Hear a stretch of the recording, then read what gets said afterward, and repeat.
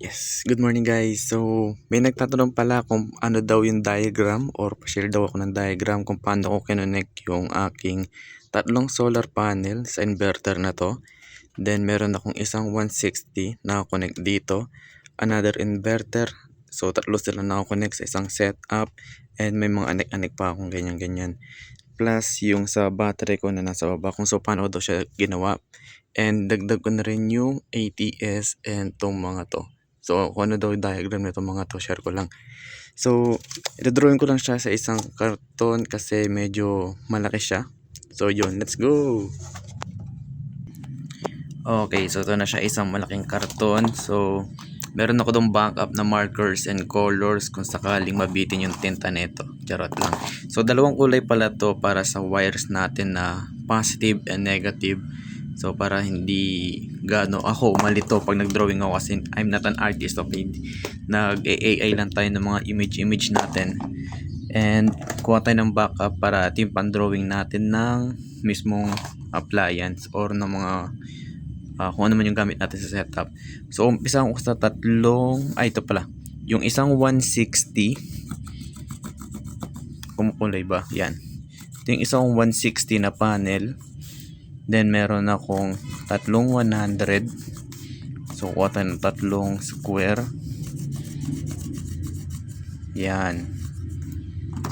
So, ang connection ko ng mga yan is yung positive, and positive. Yan.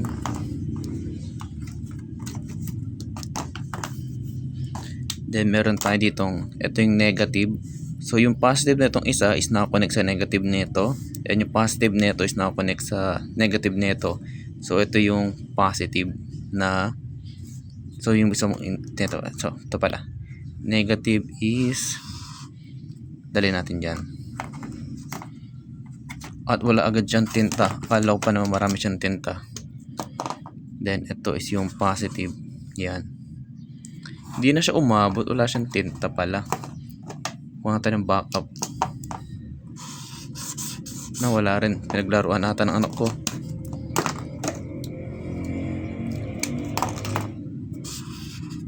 Pwede na to. Yan. So, ito na lang yung negative natin. Kulay pula. And yung positive yung blue. So, yung ito na siya. Ko nang ibalik. So, yan. So, yung tatlo kong 100 is naka-series.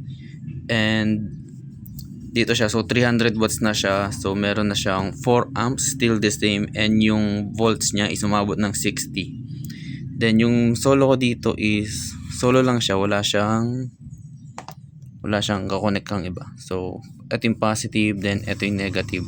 Yan. So, ngayon, yung isa kong MPPT, etong isang to is dun siya nakakonect. Ito yung MPPT.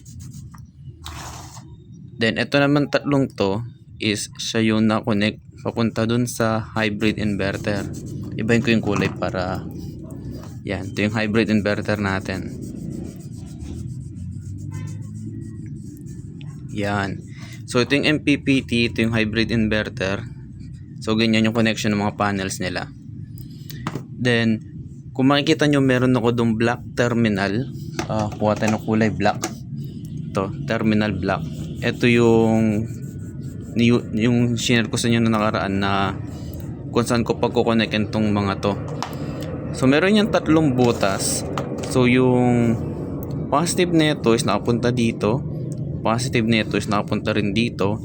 Then, kung nakita nyo, meron din akong extra inverter, yung kulay blue. Saan ko siya pinilagay? Dito. Kulay blue na inverter, pero green yung ginamit ko, no? Talinong bata. Yan. Then, yung positive din nito is nakapunta rin dito. Yan. Then, lahat ng negative naman nila ngayon is nakapunta rin dito. Ito dito. Then, ito rin is ang layo. Paano ba pabutin dun? Basta, connect siya dito. Then, meron silang 8WG na wire na yung mas makapal, 8.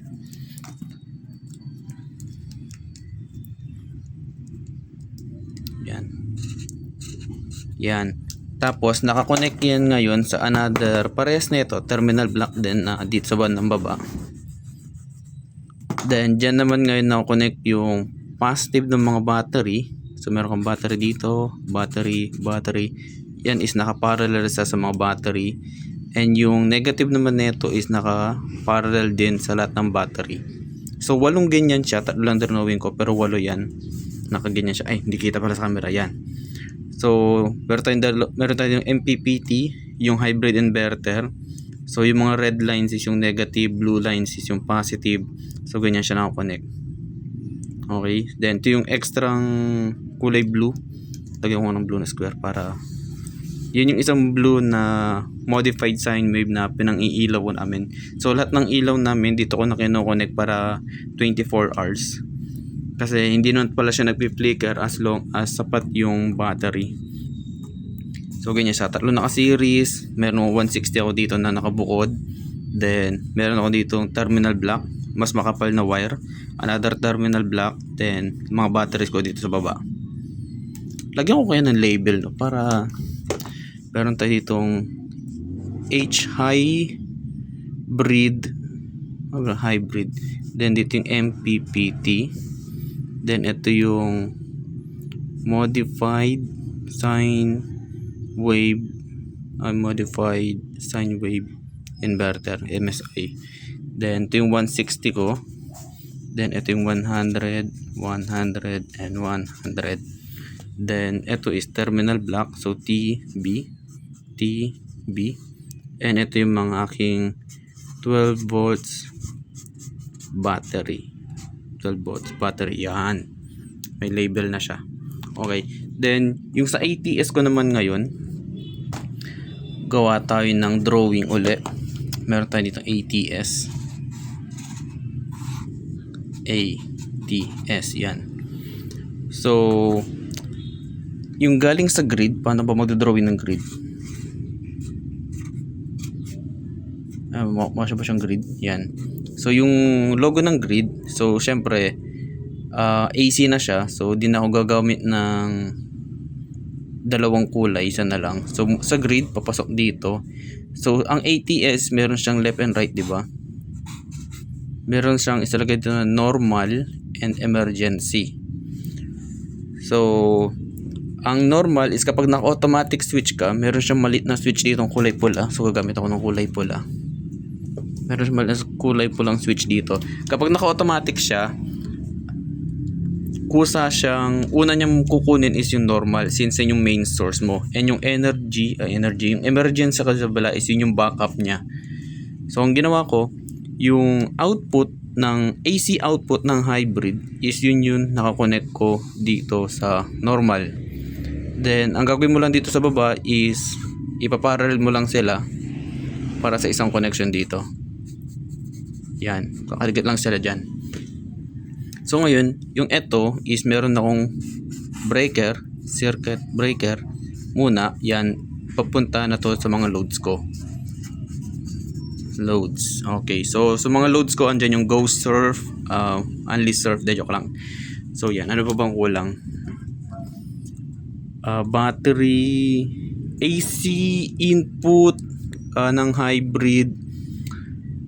Ang ginawa ko lang dyan is, di ba meron mga maliit ang mga breaker sa taas.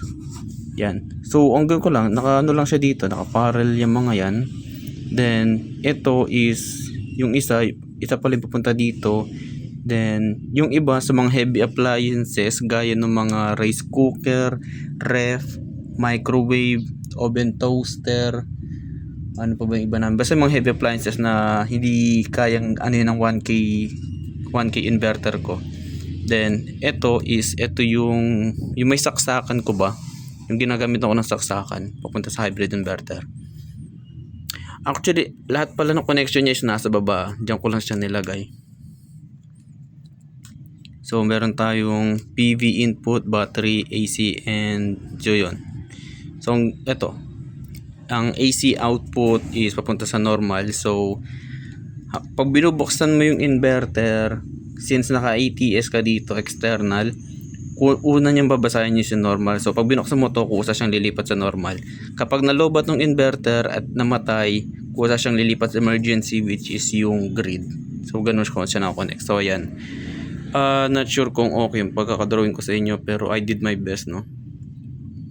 So ayan, so yung pang charge ko pala na DC na tawag doon, fast charging module, dito lang din siya nakakonect sa terminal block na to.